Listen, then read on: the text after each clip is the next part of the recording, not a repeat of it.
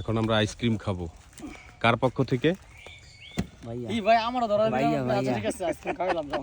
বন্ধু আনুর পক্ষ থেকে। নূর আলম মধু আইসক্রিম। বাড়ি দেন না কে ভাই? এই যে আইসক্রিম ছোটবেলা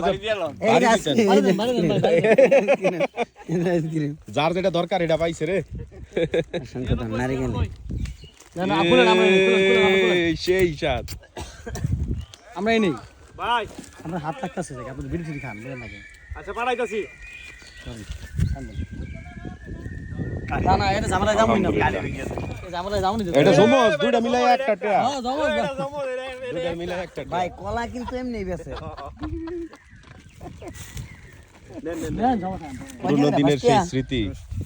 5 টাকা 10 টাকা ভাই 10 টাকা দিই তার দাম না আধা চাল দিয়ে দিই।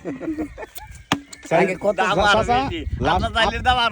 আপনারা যখন ছোট ছিলেন তখন কত করে রাখাইছেন? কি এক পয়সা দিয়া? হ্যাঁ আমি 25 পয়সা 5 পয়সা 5 পয়সা।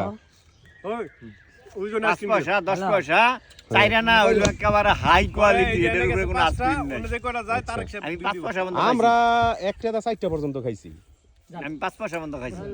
কই এ আম হাটটাই নাই। না না ঠিক আছে, আমরা কিছু খাই লাইছো।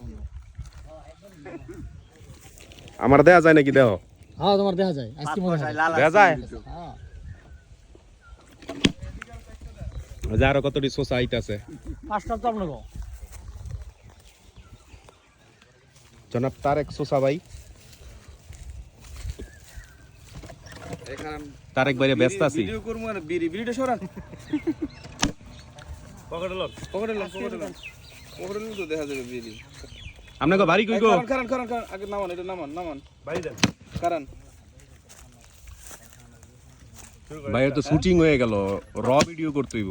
ঠিক আছে, বাড়িটা জমলো না আসলে, মানে ঠিক আছে। আচ্ছা আইসক্রিম কত করে দেন? 10 টাকা। না না 8 টাকা রাখতে পারো। আর বেশি দাম নাই? না না সব 10 টাকা। এটা এমন কে?